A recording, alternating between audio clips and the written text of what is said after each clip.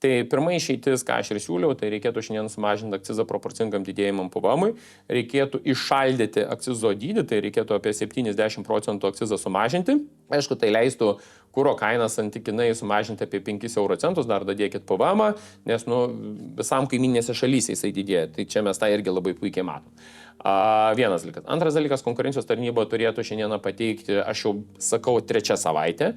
Man konkurencijos tarnyba ir tarnybos turi pateikti informaciją, iš kur Mažeikių nafta perka kurą, kokia yra kuro kaina, o gal, pavyzdžiui, Mažeikių nafta Orlen Lietuva perka iš dukterinės Lenkijos įmonės žaliavą. Ir tada reikėtų patikrinti Lenkijos įmonę, iš kur jinai perka tą naftą ir už kokią kainą. Ir mes labai realiai matytumėm grandinės, ar nėra susieta ir ar nėra tikslas pasipelnyti ir uždirbti visiems. Tai čia vienas momentas. Antras yra momentas, faktas, kad Europa turi sėsti, pradėti šnekėtis. Galit supyksit po šitos laidos, galit kritikuosit ir panašiai. Jūs nieko kitur nedingsit, kaip jūs turėsite nusimti rusiškai naftai sankcijas. Jeigu karas toliau vyks, jeigu karas baigsis čia artimiausiu metu, okei, viskas tvarkoja, viskas gerai, mes sugalvosim, kad ta infliacija eina, valstybė tada dotuos verslą ir panašiai. Bet jeigu konfliktas, sakau dar kartą, tęsis iki rudens, be rusiškos naftos jūs nieko nepadarysit. Ir žinot, jūs nežinosit tiksliau, kad perkat rusišką naftą. Italai, ispanai, prancūzai, vokiečiai visą biznį darys su Rusija. Visą biznį. Jūs juos nematysit, jie pirks per tarpininkus. Nafta ir dujos bus parduodamos Rusijos Indijos, kaip pavyzdys, ta kita savo dalį produkcijos jinai atvažiuos į Europą. Tai dabar klausimas yra, ar galime tiesiogiai pirkti, ar vis dėlto mes turime per tarpininkus. Aš manau, kad perkant tiesiogiai mes kaip minimum kokį 20-30% sutaupome vadinamo to tarpininko mokesčio ir taip galėtumėm pasiūlyti būtent mūsų vartotojams.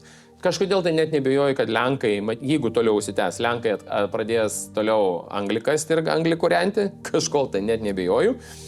Ir trečias variantas, ką aš ir siūliau, Lietuvoje leisti statyti jūroje ir ne jūroje, o sausumoje vėjo jėgainės. Jūroje užkirs projektą, nes ten yra beprotizmas ir pasityčiojimas. Šiandieną reikėtų maksimum super greita tvarka išduoti leidimus, nors daugelis klausia, sako, Jėzus, kodėl tu taip esi, nes elektros energija, vėjo ar ten saulės mums generuoja tą nepriklausomumą.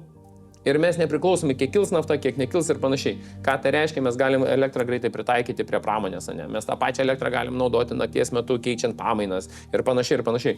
Tai tų pasiūlymų yra begalė daug, bet keista, kad vyriausybė negirdi, nežinau dėl ko negirdi, nes jie matyti įsivaizduoja, kad jie yra labai specialistai, bet vieną dalyką aš nematau 3 savaitę, kad būtų susitikimas su verslininkais, su ūkininkais, su paslaugų tiekėjais. Na, aš nematau.